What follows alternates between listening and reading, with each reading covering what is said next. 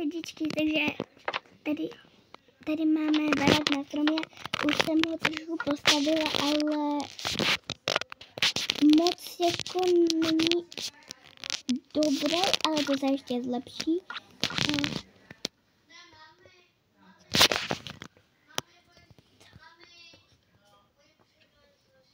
Jo.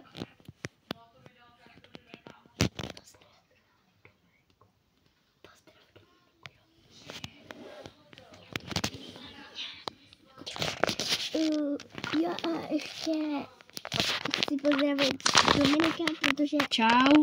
se mnou bude taky natáčet a doufám, že se mi ten barák povede, protože, ale ještě nevypadá jako barák na stromě, ale to se zlepší. Čekat. Dejte like a odběr Leontýnce, protože to tu musí zvládnout. Ale dá to. A pokud to nezvládnu, tak mi dejte jenom like a zvoneček. Ale pokud to zvládnu, tak mi dejte odběr a like a zvoneček. Já nemůžu vyskočit ven, pomoc. Pomoc. Hej.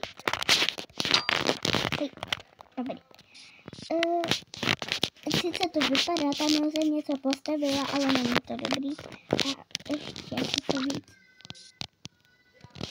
Ještě si to takhle. Ne.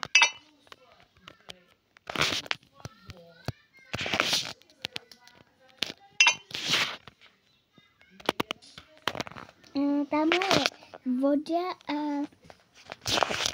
jsou tam ryby, ale to dneska nebudu chytat, to třeba v dalším videu budu chytat ryby, ale nebo si můžeme v dalším videu postavit skrytou místnost pod vodou.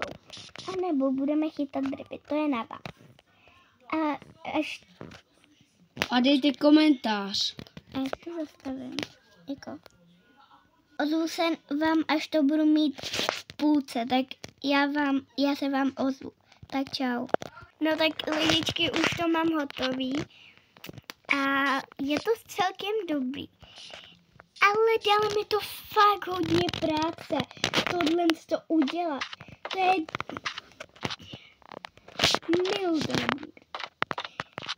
A ještě bych jsem tomu dodělala takhle.